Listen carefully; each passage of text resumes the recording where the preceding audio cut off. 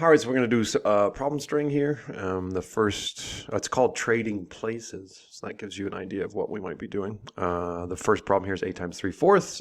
Go ahead and pause the video. I'm going to solve it here in 3, 2, 1. All right, you may have decided to do different things. I went ahead and said this is the same as 8 times 1/4 times 3. 1/4 of 8 is 2 times 3 equals 6. All right. Next problem is 3 times 8/4. I'm going to solve it in 3, 2, 1, 0. All right. Hopefully you recognize something, that 8/4 is just 2. So this actually is just 3 times 2, which equals 6. Hey, wait a second.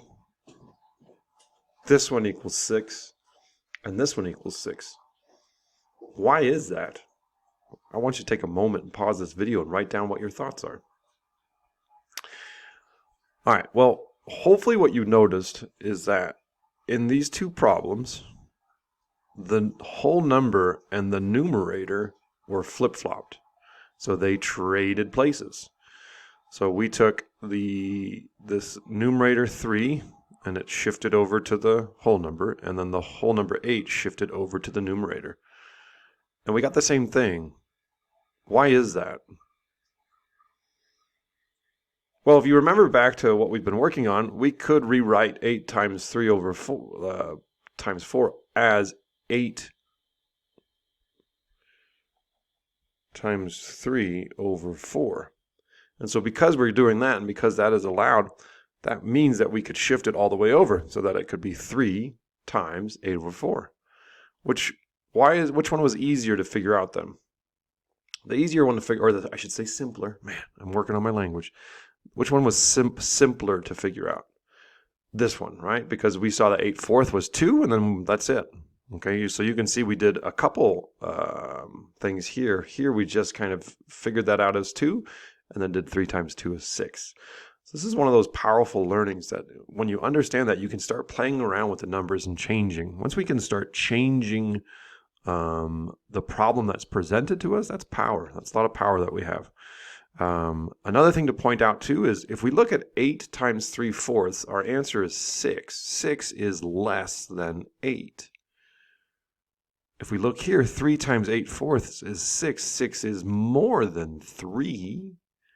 Why up here do we have an answer less than 8 that we started with? And why do we have a number here that's more than what we started with? Because we're multiplying by fractions, right? What do you think? Did you say something? I couldn't hear all of you. I mean, you can whisper it or just write it down. Okay, there we go. Now I hear it. So hopefully what you saw was that in this problem, 8 times 3/4, 3/4 is less than 1. Anytime we're multiplying by less than 1, whatever number is our other factor, our product is going to be less than that. Okay, it's not necessarily going to be less than our other factor, this 3/4, because 6 is certainly not less than 3/4. But anytime we're doing less than 1, this whole number, or whatever number is here, even if it's a fraction, our answer is going to be less. Now, over here, we have an improper fraction. So this is greater than 1. So whenever we're multiplying two numbers that are greater than 1, or whenever we're multiplying one that is greater than 1, it's going to be more. The product is going to be more than our original factor. Okay, really big understanding there. Okay, so let's do a couple more problems. All right, so now we're going to look at 3/5 times 20. I'm going to solve it in 3, 2, 1. Did you see it? Did you see what you could do? Remember, we can rewrite this now. We have a power. So we could say that 3/5 times 20 is the exact same thing as 3 times 20 over 5. And if we remember that, again, fractions are unfinished division, this actually just changes to 3 times 4, which is 12. Oh, did you remember that you could do that? If you didn't, that's okay. And if you still got 12, that's okay. And if you got 65 fifths, that's fine. It's not great, Because remember, we want to not just do something, we want to stand there and think a little bit. We want to decide and make decisions. So maybe if you're making mistakes, you might have a tired brain like I did the other day when I was making all my mathematical mistakes. All right, let's see what's up next. All right, next up is 21 times 6/7. Pause and solve. I'm going to solve it in 3, 2, 1. Did you rewrite it? Did you use the strategy? Again, so this can be rewritten as 6 times 21 over 7, which is the same as 6 times 3, which is 18. Let's see what's that. Again, you could have said 126 over 7. I sure like 18 better, don't you? If I said, hey, can you go and you need to go after 126 sevenths kilometers, you need to take a left. Or if I said after 18 kilometers, you need to take a left. You'd like the 18 better. All right, let's see what's next. All right, 5 6 times 12. I'm going to solve it. You solve it first. 3, 2, 1. All right, we can rewrite this as 12 over 6 times 5. 12 6 is 2 times 5, which gives you 10. Again, you could do 60 as 6, and then go from there, but 10 is a great number. All right, this one's 3/8 times 17. Hopefully you notice there's something different about this one. You can still use the strategy if you want to give it a try. I'm going to show it to you in 3, 2, 1, 0. So this one isn't as clean, as simple as the other one.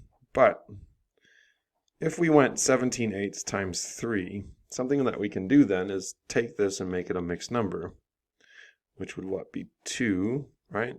Because that's, if I get 16/8 out of there, that's 2. And then 1/8 times 3. That is still a simpler calculation than trying to break this down. You could break this down to 16 and 1, 3/8 is 16, plus 3 is 1. So this is simpler.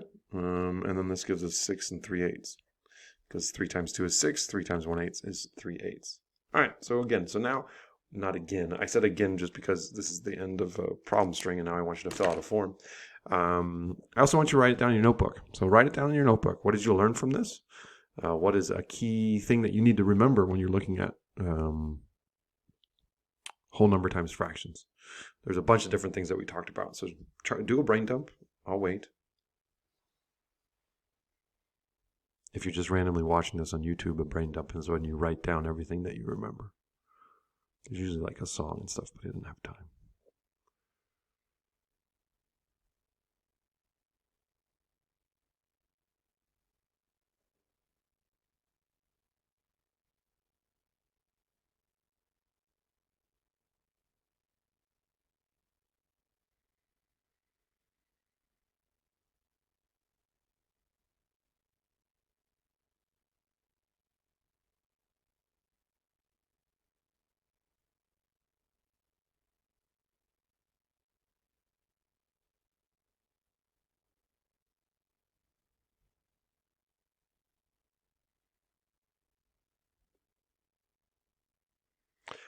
So some big things for me would be that idea that when we're multiplying by fractions, the answer is less.